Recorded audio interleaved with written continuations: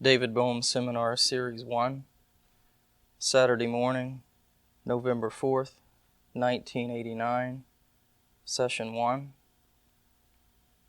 Oak Grove School, Ojai, California. Well, I think we could begin, maybe have a few questions, if you like, about what we discussed last night, and then we could go on. Maybe so, see how things went. I'd like to try and clear up the difference between the thinking process and then the thought. From what I understand, thinking is something that's going on in an active present, and then there's also a recording being made at the same time, and the recording is the thought, and that's the thing that. So there's a distinction somehow. That's right. The thought then can react. Like the recording is replayed, huh? But it's not replayed as a simple image of the thinking, but it's replayed in a much more complex way by analysis, by conclusions. Is that clear? Saying people of this kind are dangerous, snakes of this kind are safe.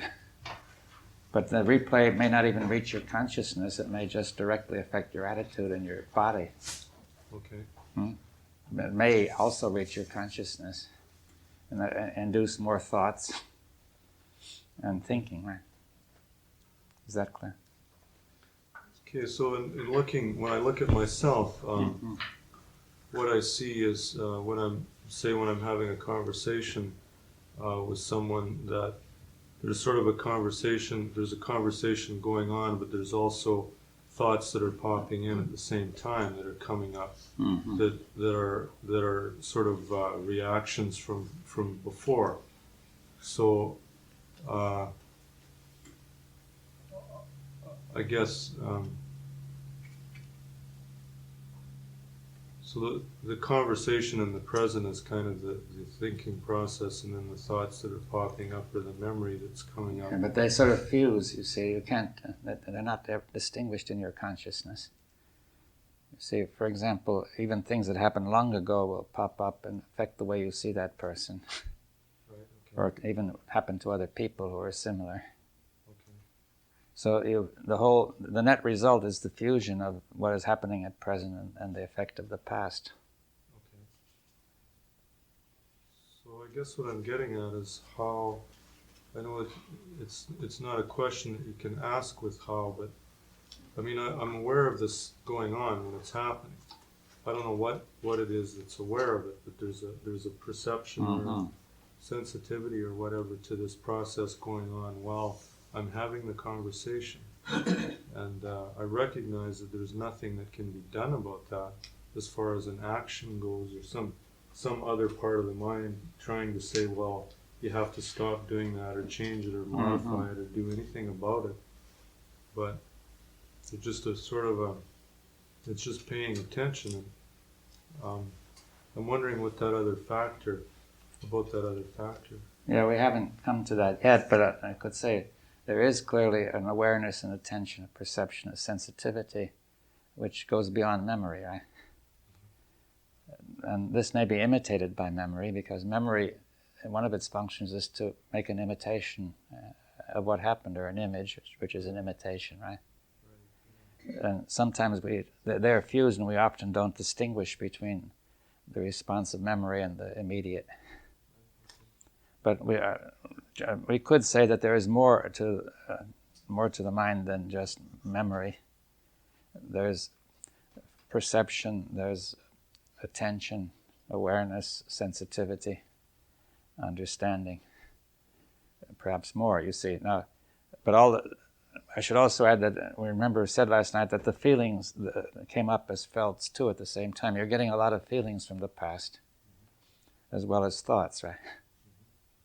And also physical reactions. You can get tense because of, your adrenaline will start to flow, your heart can beat.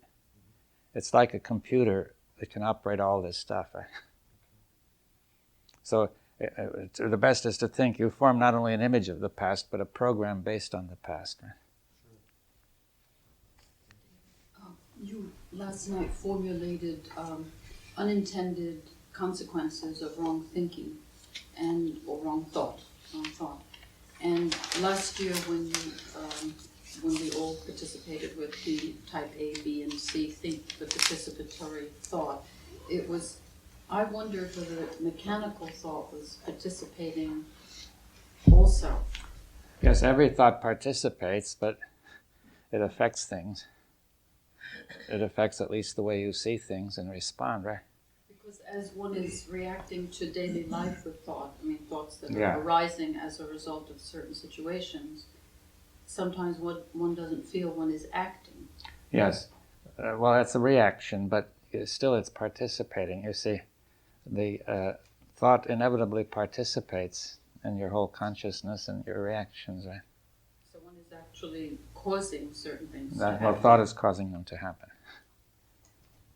You see, it's this. You see, it's not so. Although the brain is far more subtle than a computer, the analogy may be helpful, right? That if your computer makes all sorts of things happen, you see, it's not that it has chosen to make them happen, but it's programmed, right? So a certain part of us has been programmed to respond in a certain way, and on the other hand, we make a mistake by saying it is we who have done it. We've got to get to that later. We're going to treat it wrongly if we say it is we who are doing it, right?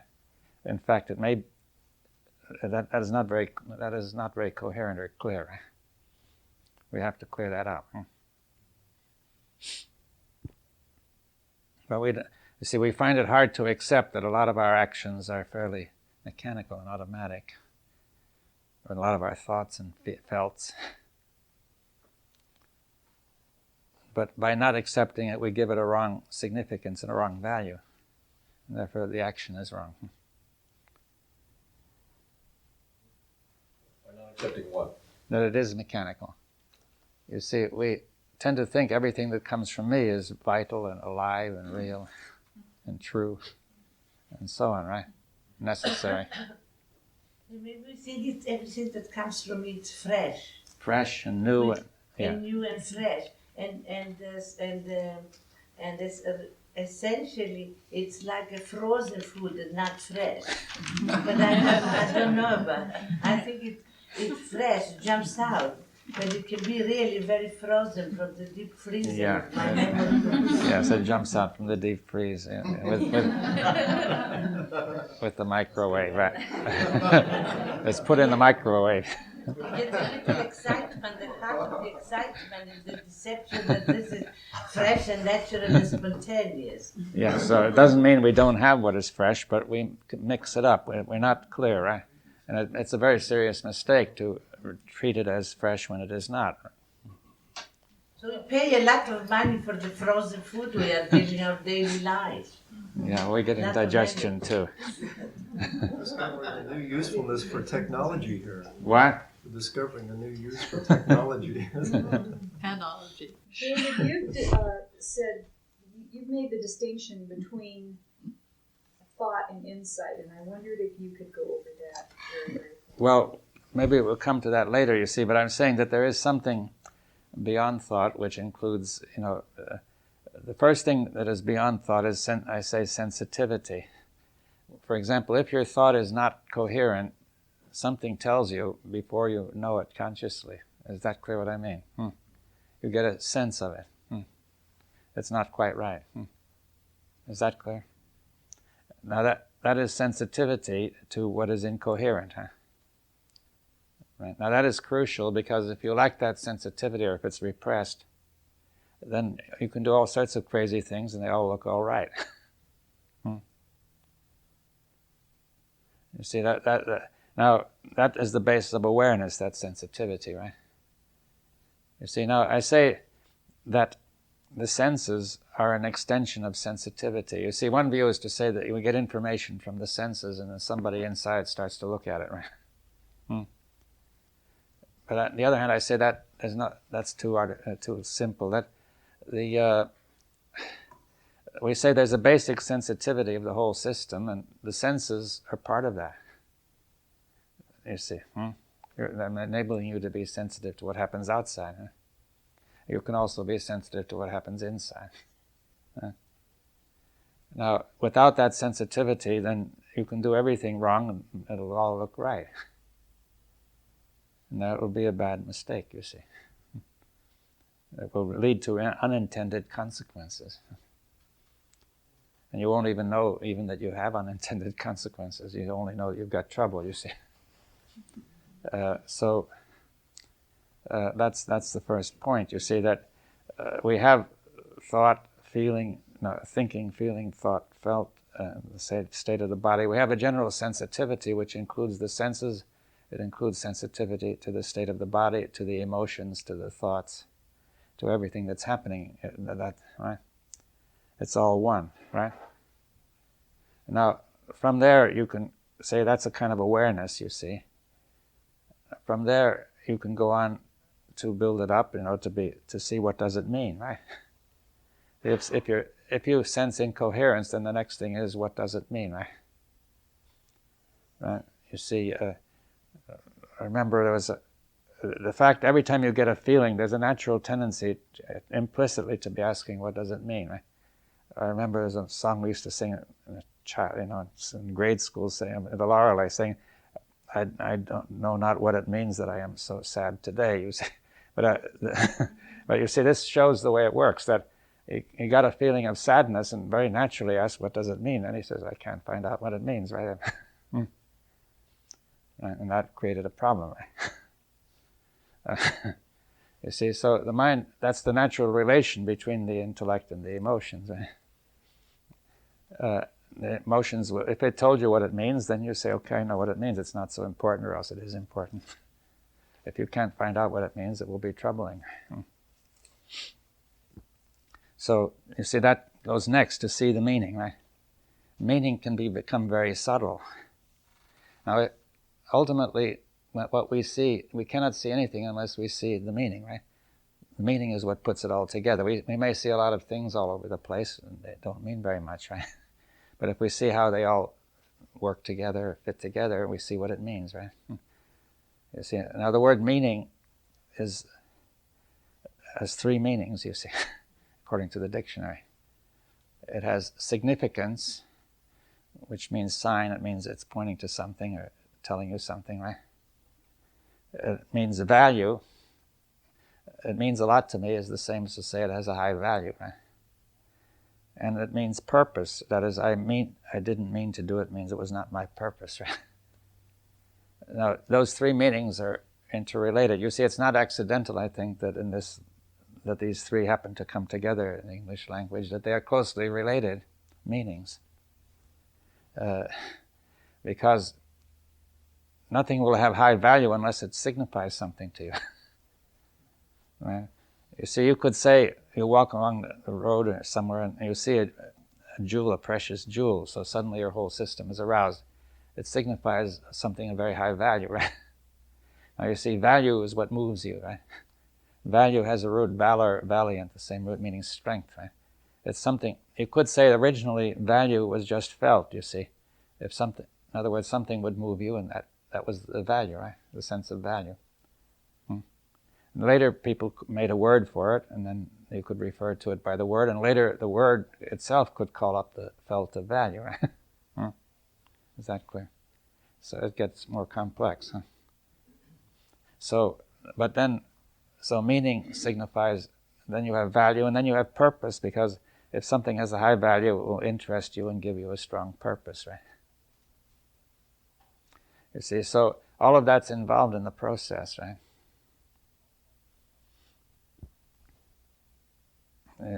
And you then can say that so you see the meaning, which is the same as to say you understand it or you comprehend it. You hold it all together, you see, comprehend means. Right? And then you can say, but by now you may be giving, this may include attention, you see, you may be giving attention to all these things, right? And that is part of what is involved in coming to this, seeing the meaning. Is that clear then? You see that now the meaning is therefore not something fixed once and for all, but it's constantly moving as you perceive and act. and you act according to the meaning. Right? Everything happens according to what it means. Is that clear? You see, if the jewel means something to you, it will arouse you, and everything will move. If you discover it's synthetic, the whole thing falls flat, right? It means something else, right? Not so valuable. So if you remember to see the shadow in the dark night, if it means an assailant, you're all aroused. If it means a shadow, you're not. Right? So you can say everything moves according to meaning, right?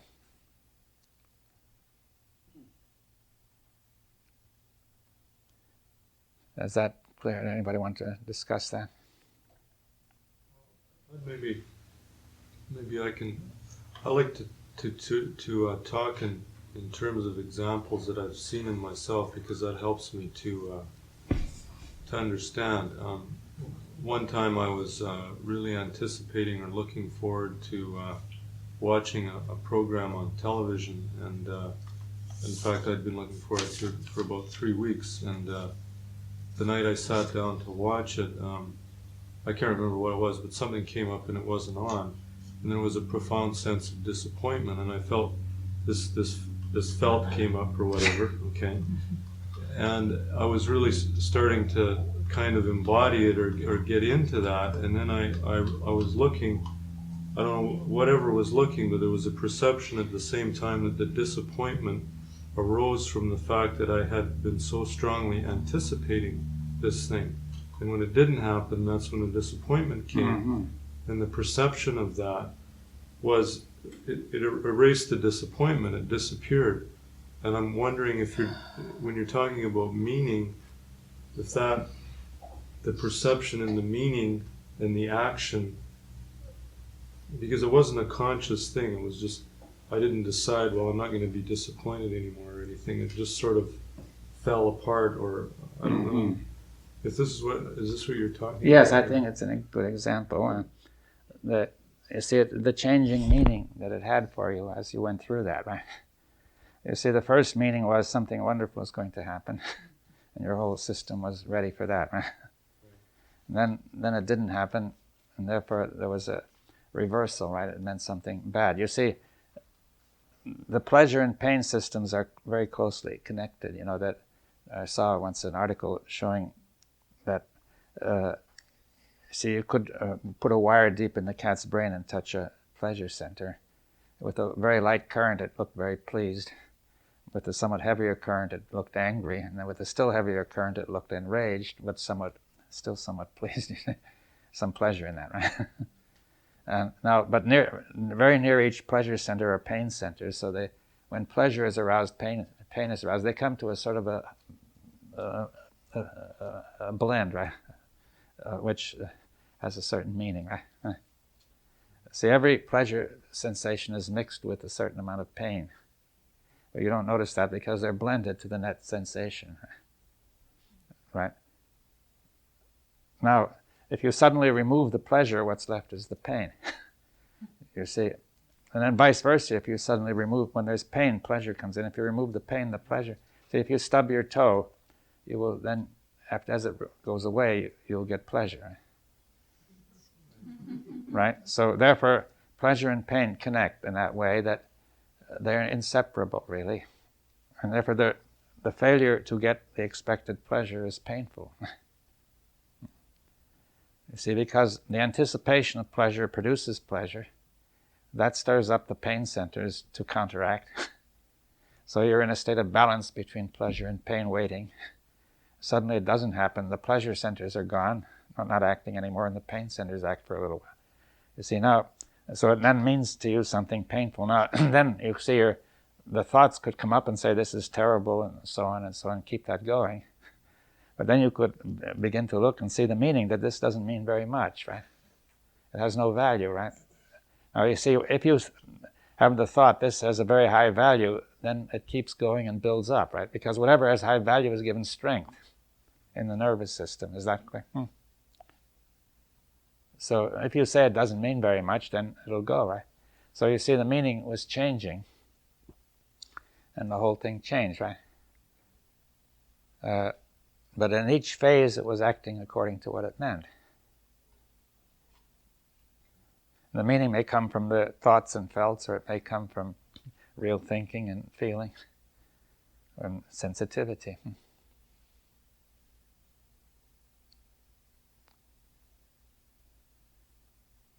you extrapolate from there and start to make decisions on using expectation as a vehicle to do things?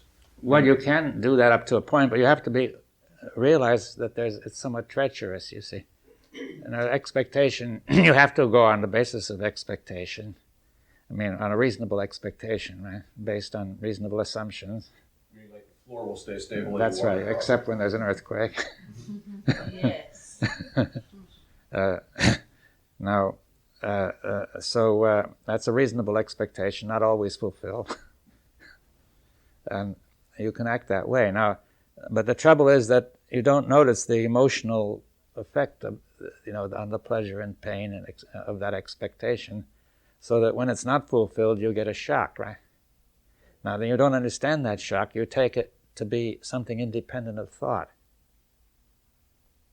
and therefore very important. You give it high value, and that builds it up, right? Now you get all confused, and you start something going that gets worse and worse. That you may not have control over. Maybe just. You don't. You see, that's the program, you see.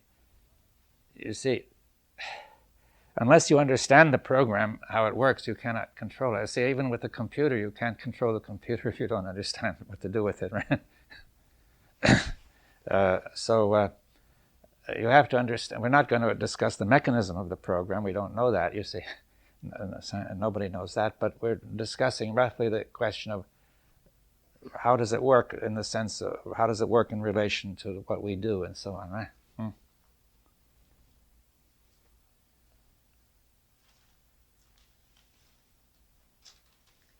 Dr. Bohm, you used to give an example that has helped me a lot about going into a room and trying to stop machinery with your bare hands rather than go to the wall and turn off the switch. So, what is the switch? Yes, well, it's the switch is thought, is memory, you see. It's the program. You see, if you consider a factory working by automatic machinery, which is running by a program, or you take your washing machine, which runs on a program generally. So it goes through a series of actions. Now, once it starts, you may try to stop it, but with your hands, or somebody say, it just keeps on going. So if you didn't understand it was a program, you would say, how am I going to stop this? I don't want it to do this. It's tearing up the clothing, right? You see, so if you understand where the switch is, then you turn it off, right? Now, the point is, we have programs, some of which are destructive, and we don't know that they're there, nor do we know how to get at them if they are there. That, in a way, memory turns all this machinery on, and we don't know how to make memory stop doing that, right? Is that clear? See, if you remember you had a traumatic experience with somebody, maybe as a child, you may even not remember it, but it's still on the memory, right? And it still works the machinery. So every time something similar comes up, all this emotional reactions and physical reactions occur. You can even become ill. You could become allergic to something, right? All sorts of things could happen because of that memory. Now perhaps by then you don't even know it's working, right? Because it is not conscious. It is only working at the chemical, physical, emotional level. And it has been repressed at the conscious level because it's too unpleasant, right? It's this can of worms that we don't want to look at, right? So we repress it. So then we don't know what to do with it at all. So we're saying, how can we get at that? That's our question. I'm saying it will be something more subtle than just going to a switch and turning it off, right? I mean, there's no switch around there that you can just press. But somehow it can nevertheless turn off, right? That's what I'm suggesting. You also, something about destructive behavior to the person, And sometimes we don't even recognize that our behavior is destructive to us. So to me, I would imagine that you first need to be able to recognize that the behavior is destructive before you can go to the next step and say why and then how. Yes, you have to really acknowledge that it's destructive and see the meaning that it is destructive, you see. Well, you see, we have to ask the question, why don't we see it? You see, is it because the brain is inadequate or something, we're just plain stupid, or, or is it some other reason? Just this, what you said is correct. We are just ignorant. We can't really deeply, profoundly see that. We don't see it, but also we don't want to see it. You see, I'm trying to say the program is programmed to keep you from seeing the program, right? You could imagine a computer program, which is in fact the virus, but they do it, which can be programmed in just such a way that it is extremely difficult to find that program, right? So obvious, like smoking, for instance. Yeah. Where you can see that the activity, if you look at it, is destructive, right? Yeah. And then the next step would be to move away from that somehow. Well, okay, I see statistics show me that smoking is destructive. Now, I may get the thought, well, it may be some people, for some people, but not for me. See, all sorts of thoughts can come up and Felts come up saying, what will I do if I don't smoke? You see, I'll feel terrible. I can remember how bad I felt when I couldn't smoke, right? Mm-hmm. So all that comes up, right? Yes. And then there's a pressure, and the brain doesn't work right anymore. You see, the Felts are affecting the intellect. Now, they should affect the intellect normally, because that should tell you what you want, right? Yes. So the Felts are telling you what you want is not to be bothered by this. Right? Therefore, the intellect obeys, it does its job and says, I will produce thoughts which will justify not being bothered by this, right? For example, I may hit upon the thought, well, some people, it won't happen to me, or, that's just statistics. Who believes statistics? You can think of all sorts of thoughts, which will comfort you and remove the problem for you. And therefore, you are no longer able to look at it, right? Now, this may become so built into the memory and so habitual, you don't even know you're doing it.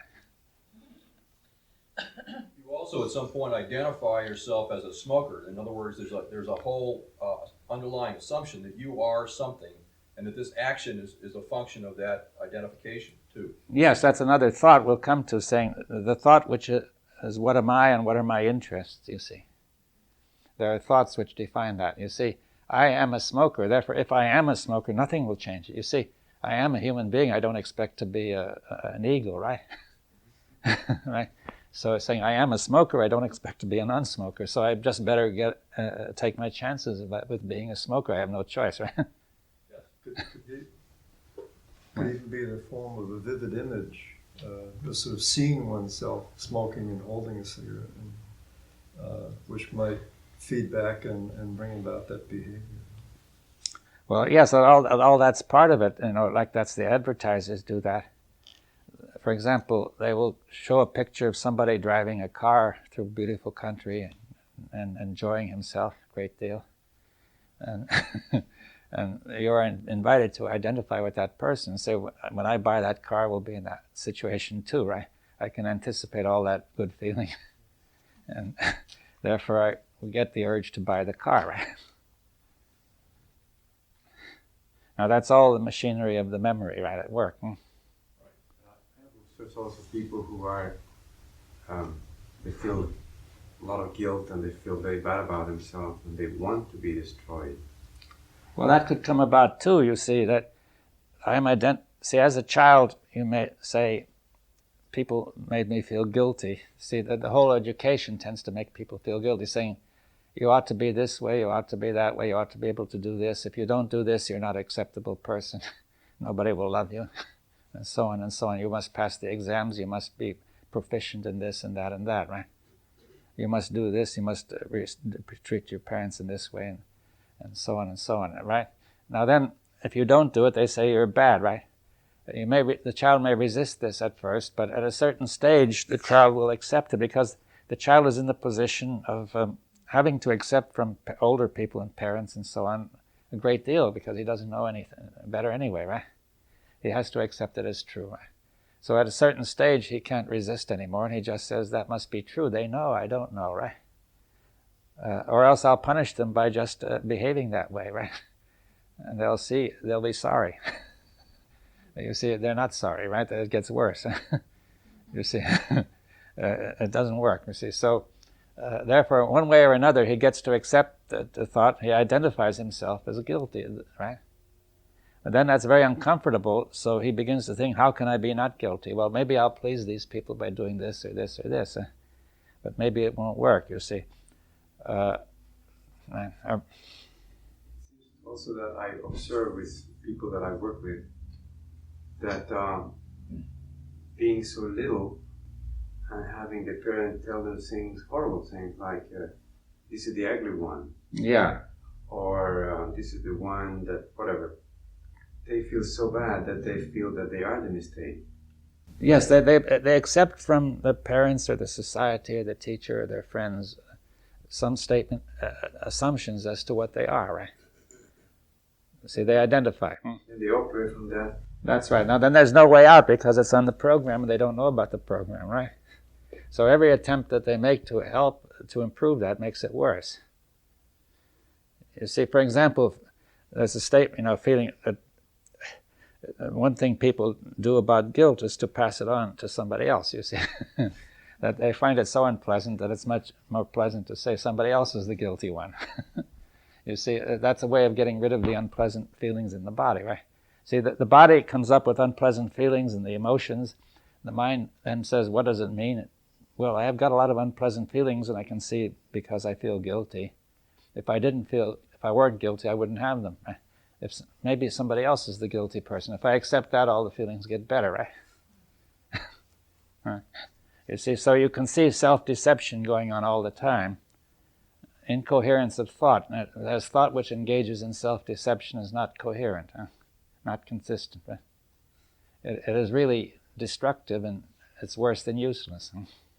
But it's one of the principal difficulties of the human race that this kind of self-deception to feel better, to protect your self-interest is pervasive. You see, if you watch politics, you can see people are saying things not because they believe them, but because it protects their self-interest, right?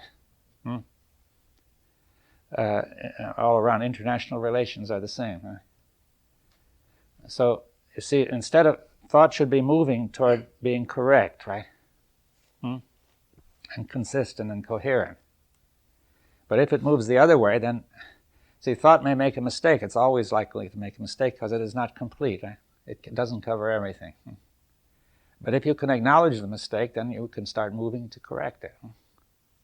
But if you don't acknowledge the mistake, if you say it's no mistake, if you are saying, if you are constantly moving to make yourself feel better, to protect your self-interest, then thought becomes very destructive. Huh? It seems to me that once the person gets stuck in that feeling of worthlessness, there is going to be a continuing action of thought of wanting and needing flattery and self-deception in order to accept flattery. Right. Because they can then be trapped, you see, because somebody will flatter them, and in order they become dependent on the flattery, and then they can be tricked, right? Confidence men, right? So where's the point in which the individual or whatever says this has nothing to do with the program? Yes, well, that's the point, that we have to discover that. I think we want to understand this process more deeply, but you raised an important point. You see, somebody has put it like this: are you part of the problem or are you part of the solution? Right? Now, this way of thinking is part of the problem, right? How can we become part of the solution rather than part of the problem? You see, somehow we are not going to give credence or power to that way of thinking, but the program is such that we tend automatically to be doing it. It seems that we have to break up the world into right and wrong, left and right, and put discrete labels on everything to understand them. Right thinking and wrong thinking, for instance. Yeah, but that's too fixed, isn't it? You see, there's no formula that will do that. We need sensitivity, you see. See, a thought that is right in one case, in one instance, in one context, may be wrong in another. So you can't say this thought is always right. Right and wrong at the same time. Yeah, or it can be right at this moment and wrong later in another place. Right? About the same time. Or even the same time, but applied to one thing it's right, to another thing it's wrong. You see, so that requires sensitivity and intelligence, right? See, there's not going to be a simple formula for us to settle this. But Dr. Bohm, I think that in many instances, most people, I know for myself anyhow, I think I have a tremendous amount of sensitivity when I look at somebody else, and I can sort of recognize certain things there. But when it comes to me, then I seem to lose that sensitivity, that ability to do that. Because I guess it's what, a protective. Yeah, it's self-defense, right? You see, the thoughts which are assumptions that are behind your own behavior are defended against evidence that they are wrong, right? Now, that's a universal feature which we can notice, right?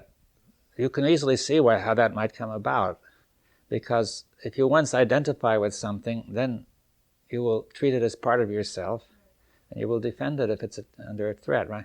Like if you identify with your country, you say, well, how can you be the same as your country? Your country is one thing, you're another. But you identify, and therefore if somebody crosses the boundary of your country, it's the same as attacking you, right? Just by thinking that way. And now, if you're identified with a thought, an assumption, or an opinion, and somebody questions it or attacks it, you will feel you're under attack. You get an emotional charge to defend it, and you'll lose the sensitivity. You see, part of the defense is to destroy sensitivity. Now, let me explain that a little. You see, I think our whole society tries to stabilize itself by starting out to destroy sensitivity to incoherence, starting with very young children. You see, that if people could see the vast incoherence that is going on in society, they would be disturbed and they would feel the need to do something. If you're not sensitive to it, you don't feel disturbed and you don't feel you need to do anything, right? So, I remember an instance, some mother was telling the daughter was saying, this school is terrible, the teacher is terrible, very inconsistent, doing all sorts of crazy things, and so on and so on. And finally, the mother said, saying, you better stop this. In this house, the teacher is always right. Now, she understood that the teacher was wrong, obviously, but the message was, it was no use, right? And even the message may have been right, but still, in some sense, it illustrates that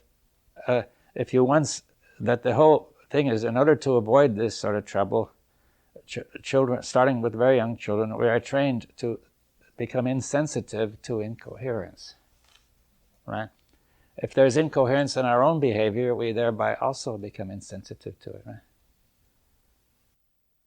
That suggests then that if this whole process, at this pivotal point of the self-esteem and the way that children are trained, sensitivity is, in a sense, trained out.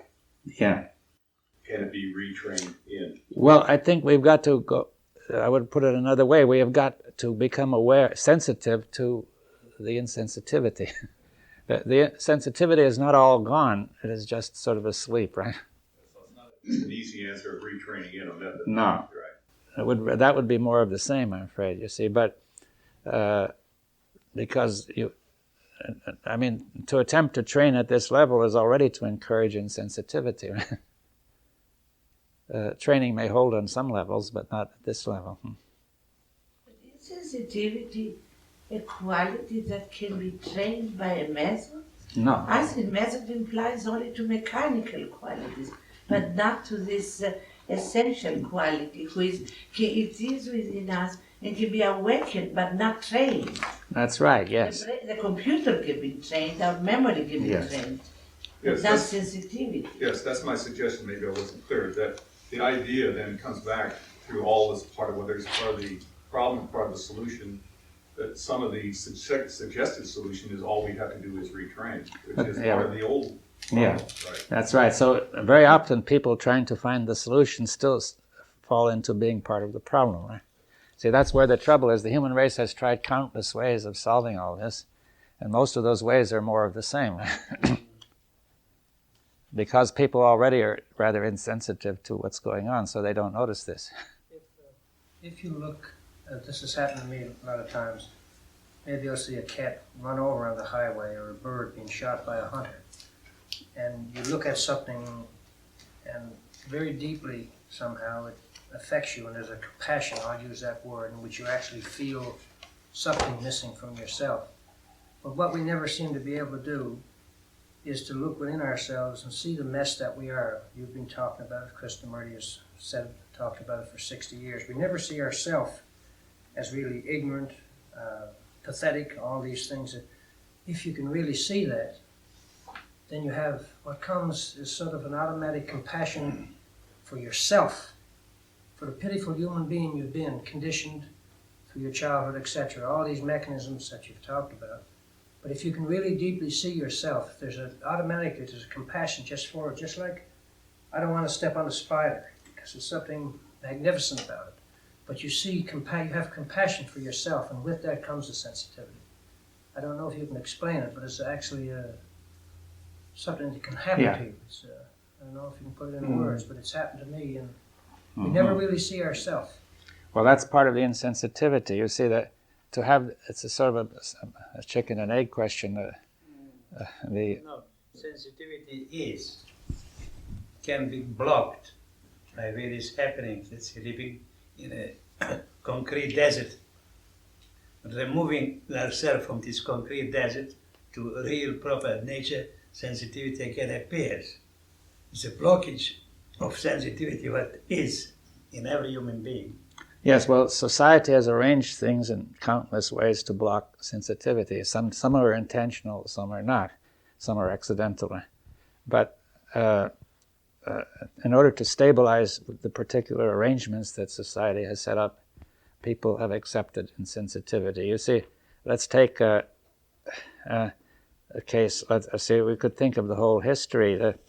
If we go back to probably the Stone Age, where people were hunter-gatherers, living in rather small circles of people, 20 to 40, they probably were fairly directly related. And from what those hunter-gatherer groups that have survived, you can see that they lived a rather simple life and didn't have the kind of conflict we've got. They could gather the food they needed in a few hours a day, and they enjoyed each other's company and so on. They may have, they were healthy but they died fairly young, but still, while they were alive, they were not too bad. Now, the change started to occur with the growth of civilization, right? Big society, you see. People don't know. People were knew about planting crops long before they did it on a large scale.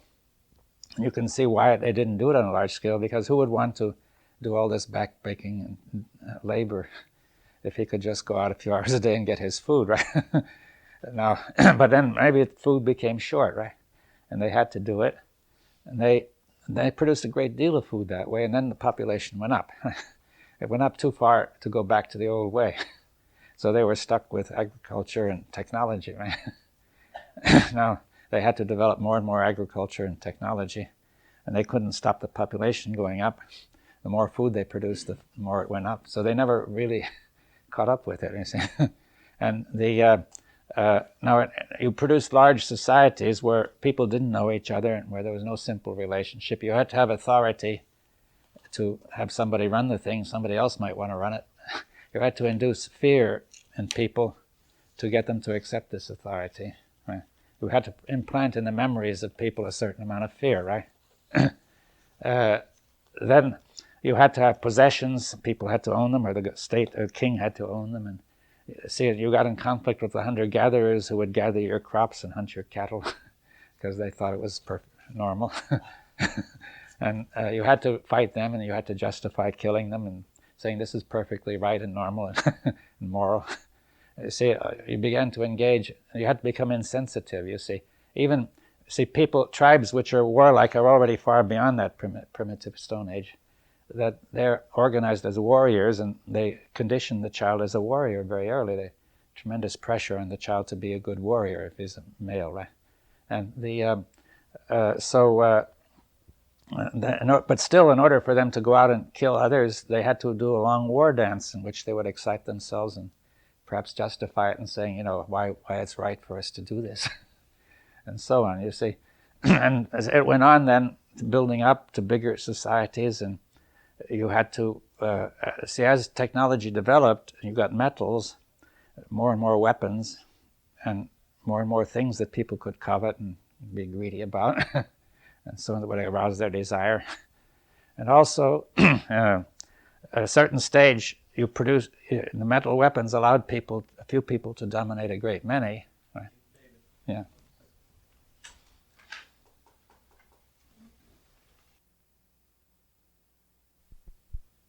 Ready? Yes, and when people could do that, they discovered they didn't have to do all that hard work. They could just go and plunder other people and make slaves of them and let them do the work.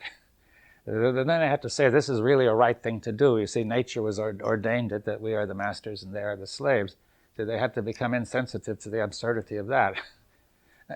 and so on. You see, it went on, and it built up in that sort of pattern which has continued until today, so that that people got off on this track which required, they couldn't do it without justifying it to themselves. And in order to justify it to themselves, they had to become insensitive. They had to make themselves insensitive. Did the real conflict between man and nature start with agriculture?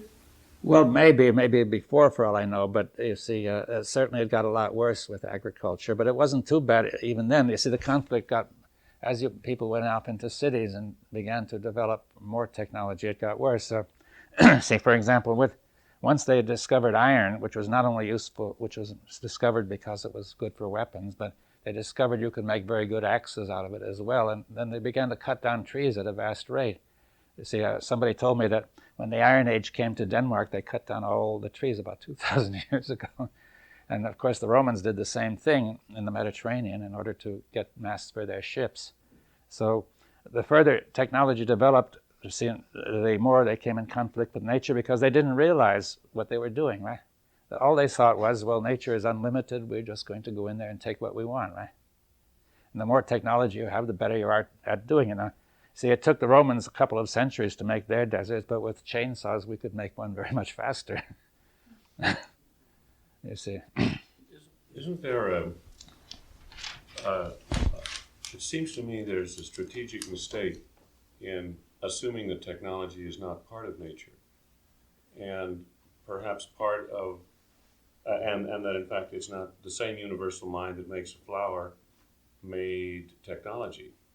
And we're making a judgment that it's leading to the wrong place, it seems, implied in that. And I'm wondering if that's not an assumption that is an error. Well, what has happened is that the technology, people have not been able to understand the effect of the interaction between thought, technology, nature, and society, right? Technology presented people with a problem such that the primitive Stone Age thinking couldn't handle it, right? The Stone Age thinking handled the Stone Age situation very nicely. You see, for example, the Australian Aborigines, their culture is said to be 30 to 40,000 years old.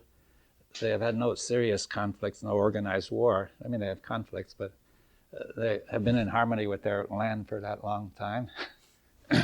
And their way of thinking was perfectly good for that. But the minute they were exposed to the situation, to the people from Europe, they fell apart, right?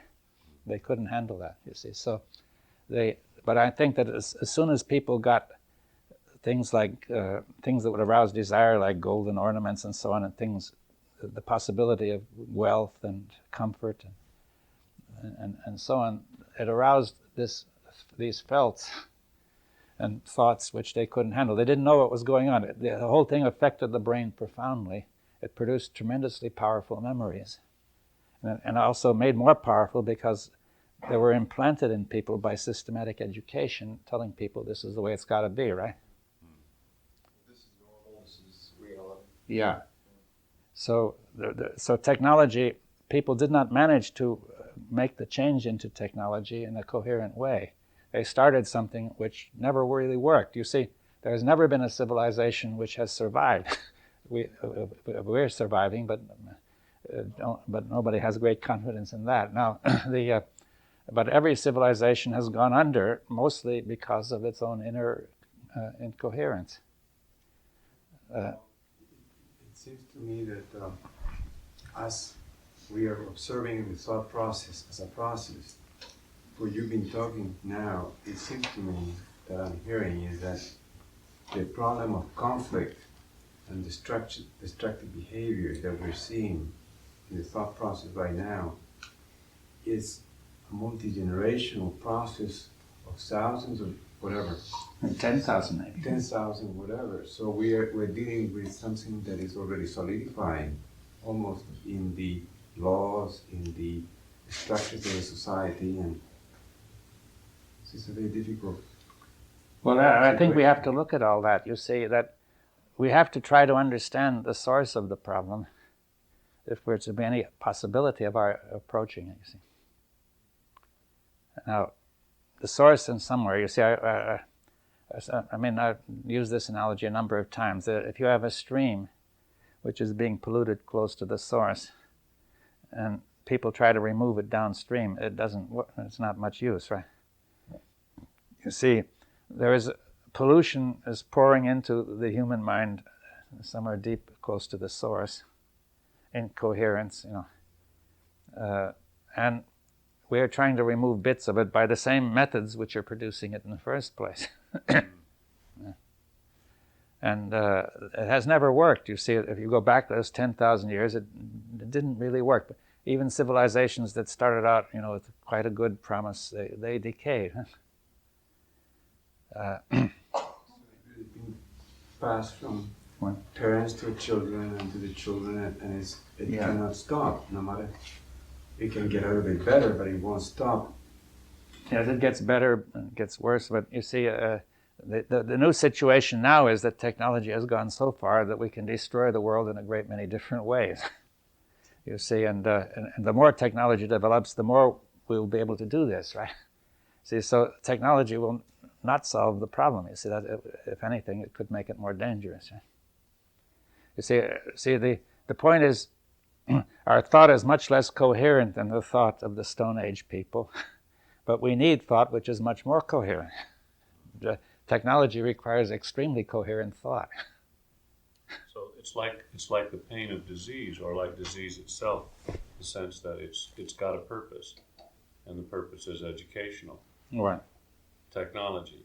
In other words, it's forcing us to get very smart or perish. Yes, it may. We don't know whether it will educate us or not. You see, we hope it will, but it's a very fast process, and we don't know which one is going to win, right? But aren't we technology? We are the world. We are also technology. That's right. But we have become technology. You see, but this technology has run away with us. The thought around that technology has run away with us, right? See, for example, the thought of development. It's a very simple thought, saying we have got to grow, we have got to develop. Now, everywhere you will read, we must grow at such and such % per year, right? Right? It's absolutely necessary. It cannot be otherwise, you see. But if you think of growing at 2.5% per year, which is not much, you grow 10 times in 100 years, and 10,000 million times in 1,000 years, and you will grow beyond the mass of the universe in 7,000 years. So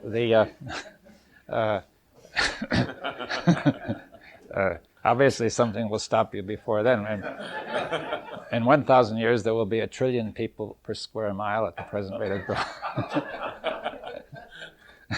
So it's got to stop somewhere. The question is when. Perhaps it should be looked at carefully, not to say we stop growing, but we must reconsider that whole thing, right? And the idea of indiscriminate growth has prevailed, you see. Now that's a thought, right?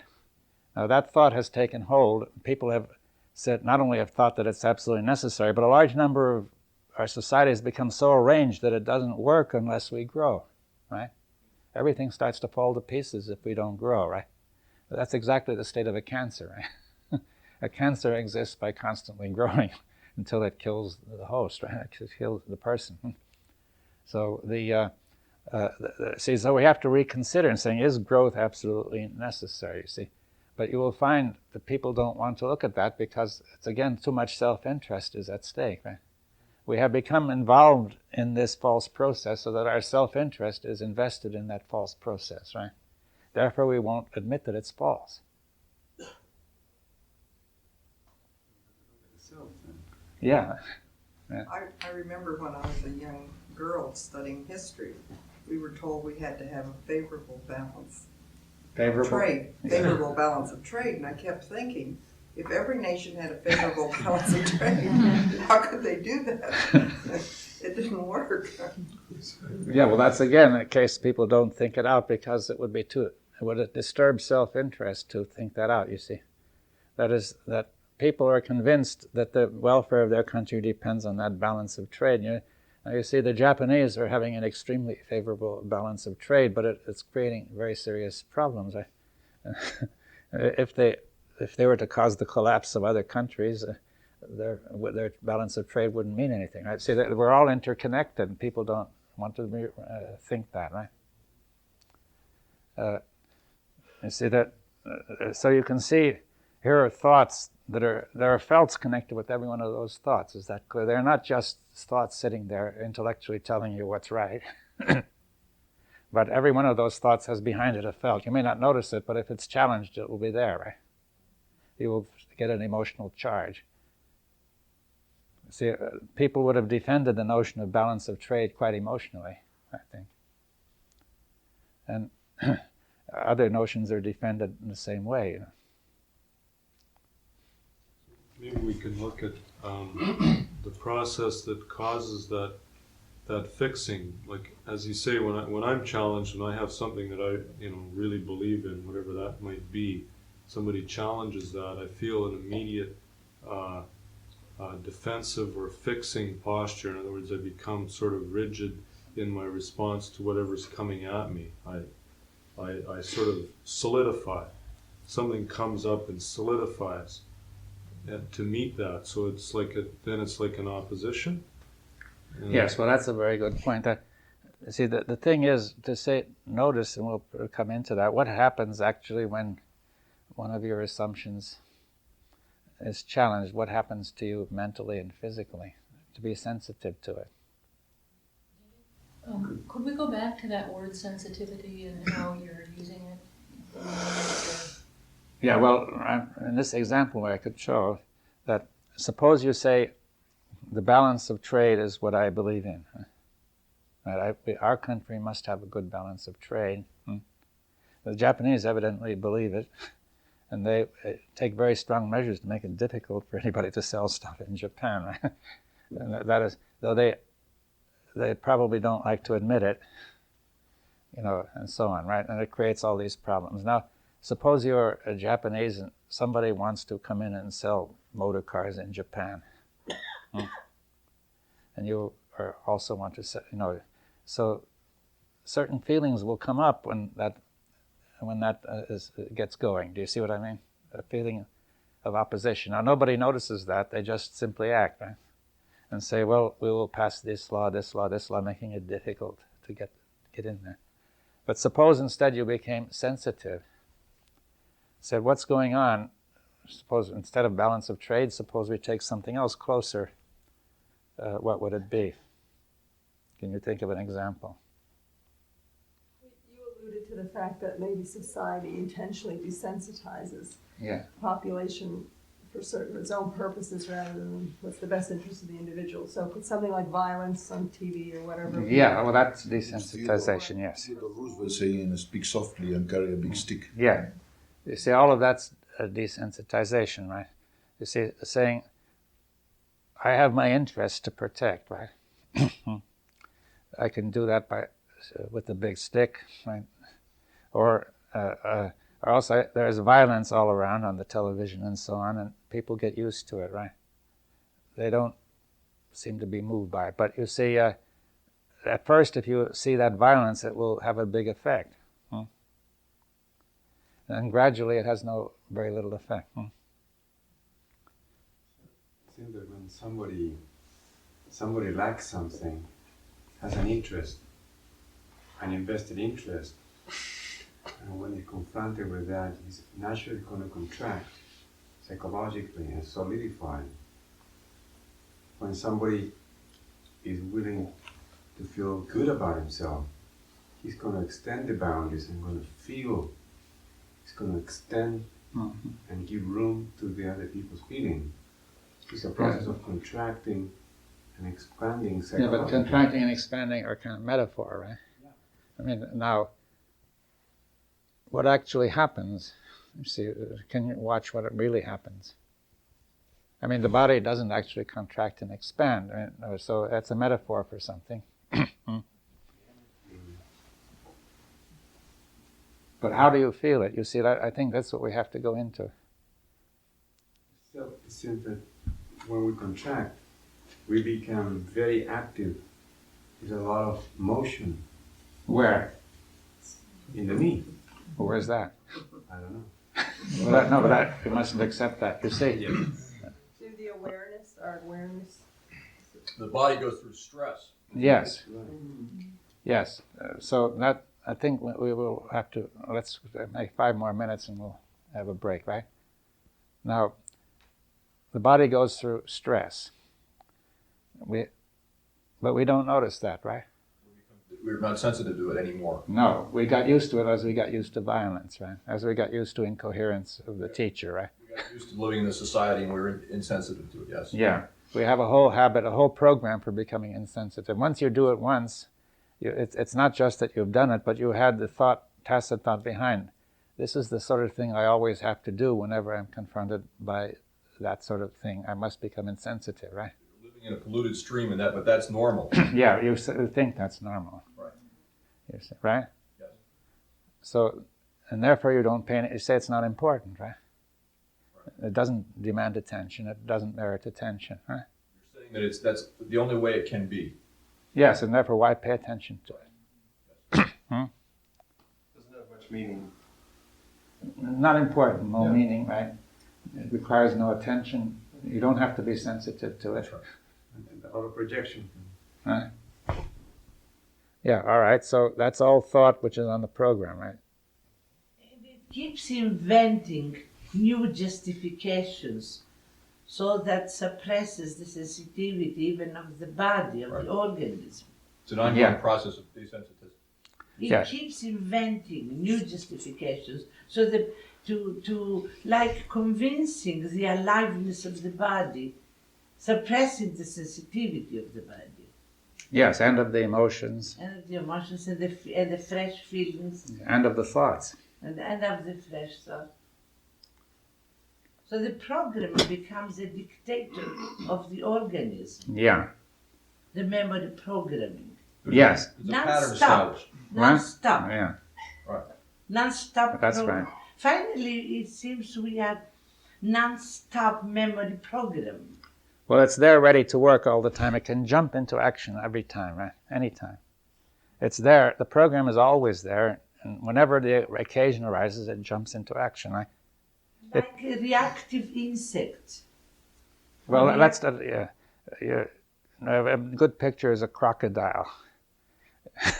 It sits there very quietly until the animal gets very close, and then it goes snap. Yeah. Dr. Bohm, does this determine the personality of the person? Well, it's part of it, clearly. It seems to me when you've talked in the past about categories and how thought works from categories, that when we have started to focus in on the category of the self, the me and the not me, that's of course where it generates, but we never seem to, all of these examples really come down to, can we examine the self? And Well, that's very disturbing. It gets very disturbing. Yeah, we believe it to be so. That's enough to disturb us, right? You see, if you believe the can is full of worms, that's enough to, it's enough, right? There may be none in there whatsoever. Maybe you've just gotten used to this polluted environment, and that because that is now, you now identify that with comfort, it becomes comfort. You don't want to disturb that comfort, even though in reality it has nothing to do with comfort. Yeah, I mean, it's sort of working that way. And now what I'm suggesting is that one important step is to be sensitive to, like you say, we expand and contract, right? That's a metaphor. Let's try to see more carefully what's really going on. It seems that we become more silent, more quiet. More sensitive. More sensitive, right? And when we contract, something happens inside the body. But where... We overload the circuits. We stress out the circuits. You no longer, the perception goes way down as a result of the stress in the system. Yeah, well, I think we'll come to this later. I think we should begin to pay attention. Yeah, good. Yes, some people may feel it in the solar plexus or the intestine, the abdomen, or the chest, or the neck, or the head, or the arms. You see, I think we'll come to that. We got to get out of this vague metaphorical. Metaphors are fine things, but in general, but here they may be used as a way of avoiding really looking at it, right? And the point is then that we'll discuss that, the role of metaphor. So when you see because metaphor comes in as a basic part of our thought, and we have to understand how it comes in sometimes to help us and sometimes confusing us, right? Right. So maybe we would call a halt. How long are we doing? 10 minutes.